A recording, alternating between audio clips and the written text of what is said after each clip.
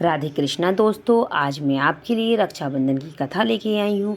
इसमें साहूकार रहता है। साहूकार के 3 बेटे रहते हैं और 3 बहुएं रहती हैं। सबसे छोटी वाली बहू भगवान श्री कृष्ण की अनंत भक्त रहती है। सावन का महीना स्टार्ट होता है और साहूकार की दोनों बहुएं अपने अपने मायके जाने की तैयारी करना शुरू कर देती है। राखी के 2 दिन पहले वो लोग जल्दी जल्दी काम निपटाने लगती हैं क्योंकि उन्हें अपने मायके जाना है। तो छोटी वाली बहू बोलती है कि दीदी आप लोग इतनी जल्दी काम क्यों कर रही हैं। तो वो लोग बोलने लगी कि हमको अपने मायके जाना है अपने भाई को राखी बांधने।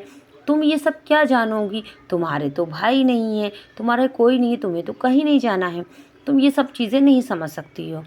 तो वो बड़ी दुखी हुई और भगवान श्री कृष्ण के पास गई कि मेरे भाई नहीं, इसमें मेरी क्या गलती है और आपने मेरे को भाई क्यों नहीं दिया है।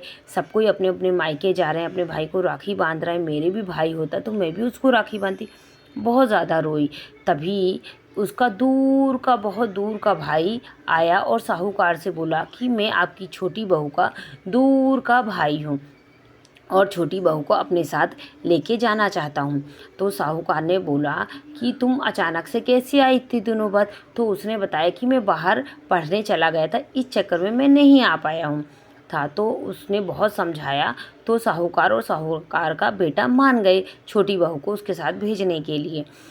तभी उसका छोटा बेटा बोलने लगा कि ठीक है, पर मैं लेने में आऊँगा, क्योंकि उसको कुछ शंका हुई कि कहीं ये गलत तो नहीं, इसलिए उसने बोला ठीक है आप ले जाओ पर लेने में आऊँगा। तो उसके भाई ने बोला छोटी बहू की कि ठीक है आप लेने आ जाइएगा। और छोटी बहू अपने भाई के साथ अपने मायके चली गई। मायके जाते समय उसने रास्ते में पूछा भाई से कि भाई तुम इतने दिनों बाद क्यों आए। तो उसने कहा मैं पहले पढ़ाई के लिए बाहर चला गया था और फिर मैं अपना व्यापार करने लगा, इस चक्कर में मेरा और तुम्हारी कभी मुलाकात नहीं हो पाई है। बहन अपने भाई के घर पहुंच के उसे बहुत अच्छा लगा। भाई का बहुत बड़ा घर था और भाभी ने उसकी बहुत ज़्यादा सेवा करी।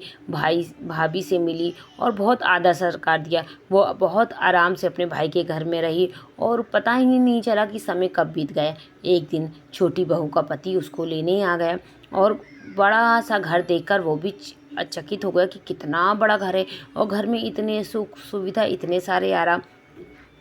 वो गया, उसकी भी बहुत, उसके भाई ने बहुत सम्मान दिया, बहुत आदर किया और छोटी बहू को जब विदा किया तो बहुत सारा धन संपत्ति सब दे के विदा कर दिया।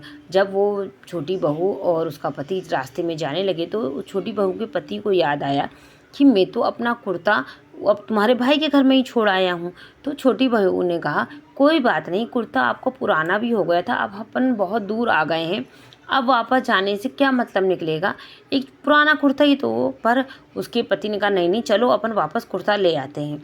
अब वो वापस गए, देखा तो एक बड़ा सा पीपल का पेड़ था जहाँ पर घर बना हुआ था उसके भाई का और वहीं पर उसका कुर्ता लटका हुआ था। अब उसने देखा यह तो घर है नहीं, यहाँ तो एक पीपल का पेड़ है। और उसने छोटी बहू से कहा ये क्या काला जादू है और उसको मारने लगा कि ये कौन था, कौन बहरूपिया था, तुम किसके घर गई थी ये सब। तभी वहाँ पर पेड़ से, पीपल के पेड़ से कृष्ण भगवान प्रकट हुए और बोलने लगे तुम मेरी बहन को मत मारो, ये मेरी बहन है, उसने किसी को काला जादू कुछ नहीं किया। और भगवान के प्रकट होते ही साहूकार का बेटा और बहू दोनों हाथ जोड़ के बैठ गए और उस भगवान ने बताया कि ये हर राखी पर मुझे राखी बांधती थी और मैं भी इसको अपनी बहन मान लिया था, इसलिए मैं इसकी परेशानी देखकर इसको लेने आया था।